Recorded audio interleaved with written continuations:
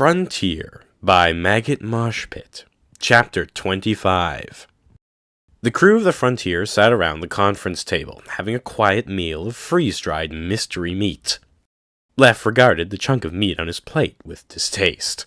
You know, I think they call it mystery meat because they don't want you to know it isn't actually meat. Zack chewed on it happily. I don't know.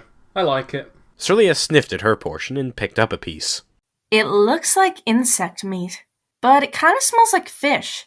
What do you think, Feldo? Feldo raised his head suddenly. What? Oh, it's fine. He popped some in his mouth and chewed, going back to staring at the tablecloth. Celia frowned. She knew something was up, but she'd have to ask him in private. Lena pushed her now empty plate away and eyed Lef's. Hey, Leffy! Are you gonna finish that? He sighed. Don't call me that. She grinned mischievously. Only if I can have your dinner. He pushed it aside. Don't blame me if you get mystery food poisoning. Celia ran after Feldo as they dispersed from the dinner table. Hey, Feldo, can I talk to you for a second? He looked around. Oh, yeah, sure. She walked past him to his room. Well, I'm not standing around in the hall and talking. Come on. Feldo sighed and followed her inside. She sat at his desk and kicked another chair at him. Feldo, something's bothering you. I can tell. He flopped into his chair and hung his head. I don't hide it very well, do I? You can't deal with everything by yourself. It's good to talk to your friends once in a while. I'm your friend, Feldo. He sat up and smiled. Thanks, Celia. It's not a big deal, though. I just miss Terry. And Magenta, he added, in his head. She nodded. I get it. Do you talk to her much online? Feldo chuckled. The delay on online transmissions was long while ships zipped around at faster-than-light speeds, most messages taking hours or even days to be delivered. Most internet users resided on planets, not interstellar craft. We've exchanged maybe 80 words. Besides, it's not the same. Yeah, you're right. I don't communicate with my friends back on the moon much anymore.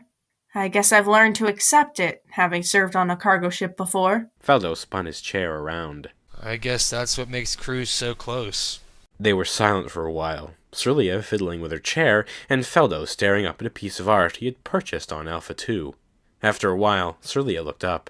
Feldo, I've been meaning to ask you this for a while. Yes? What is it? She looked him in the eye. Who knows you're alive? Feldo took a deep breath, then leaned back before answering. Nobody. Aside from people who don't know me, and you guys. Not one person? You have to contact someone eventually. Family or friends? I'm sure they would be delighted to know you're alive. Feldo's voice became strained. I built my crew out of all my best friends. I don't have any siblings. My father is dead and my mother is in prison. There's nobody for me to contact. Celia rolled over next to him and patted his shoulder. Sorry for bringing it up. Celia gave his shoulder a squeeze and stood to go. Was there anything else? Feldo looked down. No. She went for the door. Feldo sighed again, then looked up. Wait. I lied. She stopped, then turned around and sat back in the chair next to him. Okay. What about? There are some people. Magenta's parents. I see. Do you want to talk to them? Feldo rubbed his paws together, gathering his thoughts. I don't know. I'm afraid. I'll make it worse on them. I don't think your fears are justified. If you were close to them, they wouldn't have to mourn your passing anymore. Feldo looked up at her again. Thanks. You're right. Can you do me a favor? Anything. We're near a colony called Seagate. It's Magenta's homeworld, and her parents retired there. She sprang up. Of course. And if Left disagrees, I'll mutiny. She walked for the door again, turning to look back at him when she got there. He smiled. Celia, you're a great friend. Thanks for everything. She smiled back. No problem, buddy. She stepped outside and walked a few steps before turning around and gazing at Feldo's door. She heaved a heavy sigh and continued on to the cockpit. Oh, sure. Celia was prepared for Lef to put up a fight. Wait, really? Left shrugged. Yeah, why not? We need shore leave, and this Seagate place sounds lovely. That is why you wanted to stop, right? She smiled dumbly. Yeah, thanks. Nah, don't mention it. He flipped on the ship-wide intercom. Good afternoon, everybody. I have some news. We will be taking shore leave on the planet Seagate for a short while. We will arrive tomorrow morning. He flipped the off switch. I still get scared I might leave that thing on, or it might stick or something. Celia laughed as she took her seat. You probably deserve it. Lena set a course for Seagate. Do you know much about this planet? No, actually, Feldo suggested it. Zack wandered into the cockpit. Hey, what's this I hear about shore leave? And on Seagate? You know that's just a boring fishing planet, right? A fishing planet? Why do you do this to me, Celia? She threw up her arms in indignation. I don't know. I'm sure it's a nice planet anyway. At least there's bound to be fishing. Lena tried not to sound too excited. I love fishing and fish. Eating it specifically. I can't say no to you, Peach. All right, fishing planet it is then. When they arrived, nobody hailed them. Lev looked at the scans of the planet. Maybe they don't have communications? Lena shook her head. That's impossible. They have to. Otherwise, they wouldn't be able to order supplies. Celia, hail the planet. She switched on the comm. Seagate, this is cargo vessel The Frontier, requesting docking clearance for shore leave. Feldo, who was anxiously waiting behind the engineering station, spoke up. Just give it time. They don't get visitors often. Lev turned to look at him. How do Hello? you... Celia paused for a moment, then realized it was a response. Yes, we requested docking clearance. The voice on the other end sounded tired but young. We don't have docking facilities. You have to stay in orbit and send a shuttle down. Did you say shore leave? We don't get tourists often. Lev answered. Oh, we aren't tourists. I'm Captain Leff, and we're a colony ship, just looking for some respite. Oh, cool! Come on down. We'd appreciate some visitors. Thanks. Out. Celia cut the line. Lev switched on the ship intercom. This is your captain speaking. If you would all proceed in an orderly fashion to the pods, we can start getting you all down there. Feldo peeked out the door and saw the colonists, in a very orderly fashion, rushing for the 2 pods. Lev glanced back at the commotion, then sighed. Lena, you pilot one pod, I've got the other. Celia, you take the cockpit. He followed Lena out the door. And someone find Zack, He added. Lev grabbed Lena's shoulders before she entered the cargo bay. Peach, remember everything I told you about piloting a shuttle. Go easy on the throttle, remember re-entry procedures, and... I got it. You're such a worry. I just don't want you to crash. She smiled, kissed him on the cheek, and strode confidently into the bay. Don't worry about me. I'll handle it. Lev laughed as she almost crashed into Yar and Taliko, who were at the back of the line. He turned around and walked into the bay, pushing past the colonists and climbing inside the fighter pod that was once considered the escape pod. He turned around. All right, 5 at a time. 5 people quickly occupied the shuttle. It was a tight squeeze, but the shuttle weight limit was high. He looked back to check the colonists and was surprised to see Feldo among them. What are you doing here? Taking shore leave. Lev shrugged, closed the hatch, and launched. Celia sat in the captain's chair, wishing she could be down on the planet hanging out with Lev or Feldo. She had to wait until Lev had half the day, then she'd get her half. She sighed, hoping Feldo was doing all right. She jumped as the comm beeped. She answered it. This is The Frontier. Oh, is that a chorus of angels I hear, Celia? Prax. Prax's face appeared on screen. Even through his demeanor and friendly attitude, she could tell he had something important on his mind. Yes, it's me. I'll be coming aboard soon. I have something urgent to discuss with Leff. I'll tell him. In the meantime, we can... She cut the signal. Celia didn't want to listen to Prax anymore. He just wanted to get into her pants. She scoffed in disgust. If he wasn't a military man, she would slap his face off. She hailed the shuttle, where Leff was taking down the last few colonists. Hey, Leff, looks like Prax is here to talk to you. Says it's urgent. What? Well, okay. I'll be there in a sec. Celia walked over to her station and scanned for Prax's ship. It was coming in fast, L to the 8, a whole factor above his ship's design specifications. She frowned. Whatever it was serious. Celia ran to her cabin and strapped on her pistol, just in case. Running to the main airlock, she called Left's shuttle on her SCOM. Hey, Prax is coming in pretty fast. He'll be here in a few minutes. Did he say what he wanted? Aside from me? No. Huh. Let's go see then. Feldo strolled down the streets of the town. He was lost in the memories of that place. He remembered proposing to Magenta on that dock over there. He remembered falling into the water shortly after. He turned a corner and saw Town Square packed with colonists and the people of Seagate having a huge cook-up. Similar-minded folk really did get along. He wondered if Magenta's parents were among the revelers.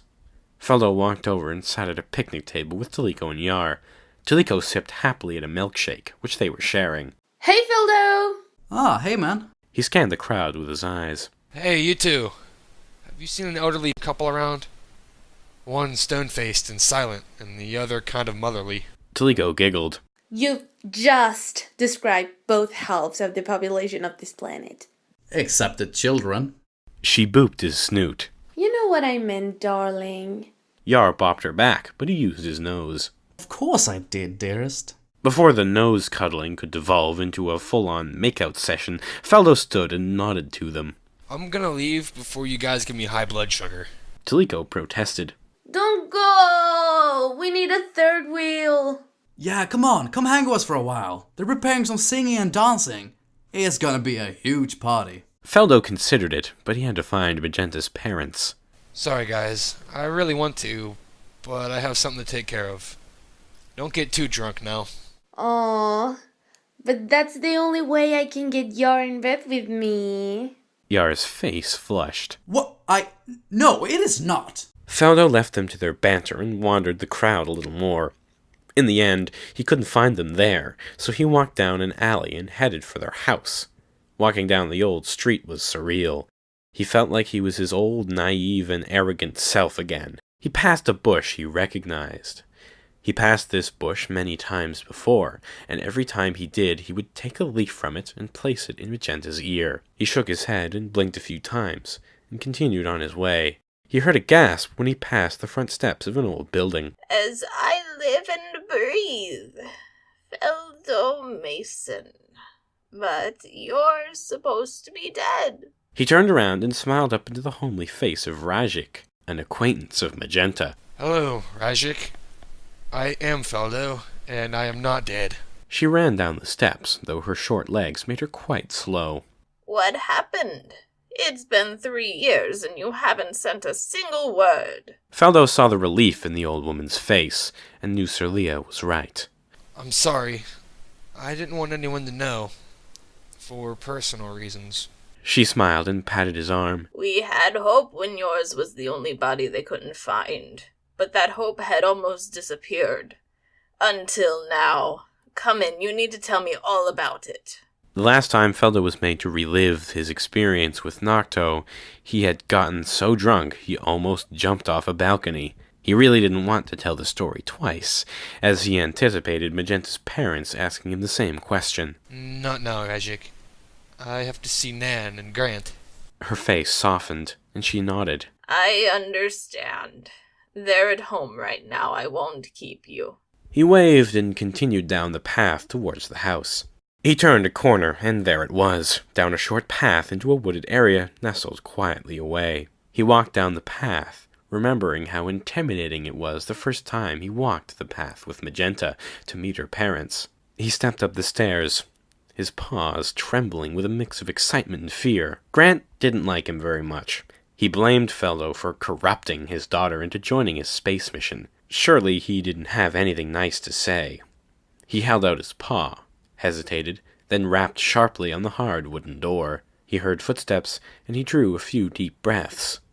The door opened slowly, and towering before him was Grant, mayor of Seagate. Celia tapped her paw as she waited for the airlock to cycle. Prax had stopped dangerously close to the planet and immediately dispatched a shuttle.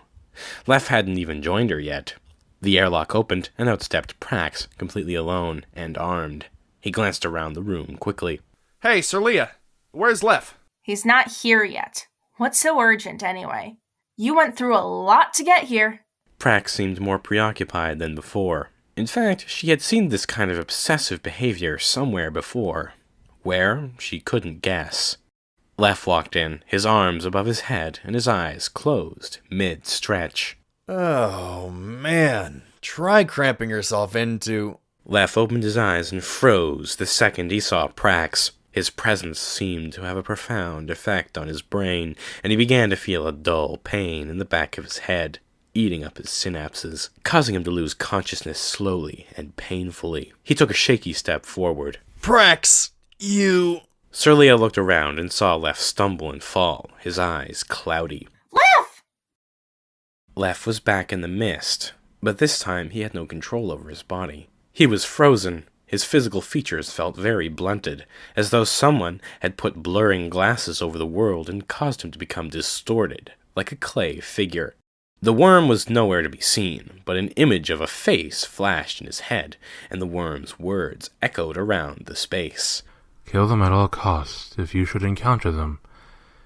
They have been told to kill you. The face flashed again, and he knew it was true. He knew what he had to do. Lef's eyes fluttered open. Sir Leo was kneeling next to him, Prax in the background. He stood up and grabbed the pistol from Sir Leo's belt as he did. Lef, what are you... Hey! Lef raised the pistol and aimed it directly at Prax's head. I'm sorry. He expected Prax to try and get the draw on him, but instead, Prax raised his arms disarmingly. It was perhaps the only reason Lef didn't fire. Lef, I didn't come to kill you. I'm in control. Sir Leo eyed the gun. It was set for the highest setting. It would kill. Lef, what the hell? Stay out of this, Sir Leo. Prax is very dangerous right now. Prax stepped back. Wait a minute. It's me, Lef. Look into my eyes. Lef did. Prax's eyes were naturally red, like many other Atrians. He wasn't sure how, but he detected something behind his eyes. Shifting, alive, and angry. Lef, something happened to me a while ago. I collapsed on my bridge and lost consciousness. It was very painful. Lef tightened his grip on the pistol as Prax continued. I had a vision of a group of ships. Solar Federation and Atrian ones. The Solar Federation ship fired a missile at the Atrian ships, and I regained my senses before anything could happen. It was the strangest feeling. I knew it would happen, and it did. 3 weeks later. And then... His face twitched. Then something visited my dreams. It was terrifying. It told me to kill you. Sir Leo was very confused. Wait, so you've got what Lef's got? Prax looked at Sir Leo with something approaching rage on his face, but he didn't speak to her. Lef, I really, really want to kill you, but I can control it. Lef knew what Prax was talking about. Every inch of his being wanted so much to pull the trigger and kill the thing in front of him, but a nagging piece of his mind told him Prax was still there, and would die as well. He lowered the gun, but didn't drop it. So why not go very, very far away from here? Prax relaxed, but Sir Leo was still uneasy. I think we can help each other. I think I know how to get rid of this. Faldo forced himself to look into Grant's eyes. Neither of them spoke, and Grant's expression didn't change at all. It was a neutral expression that didn't betray any of his inner thoughts. Faldo felt he needed to say something, lest Grant's gaze cause his head to explode. Hello? I'm not dead. Grant didn't move a single muscle. Another voice called from inside the house, shattering the infinitely tense moment. Dear, who is it?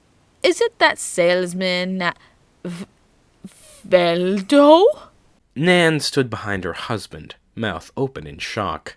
Nan wasn't her real name, but that's what everyone called her. Nan, it's good to see you again. Faldo! She ran up and wrapped him in a surprisingly tight bear hug. How is this possible? They told us there wasn't a chance. Come in, I'll make you some tea, and you can tell us everything. Oh, this is wonderful. Grant didn't look as though he agreed.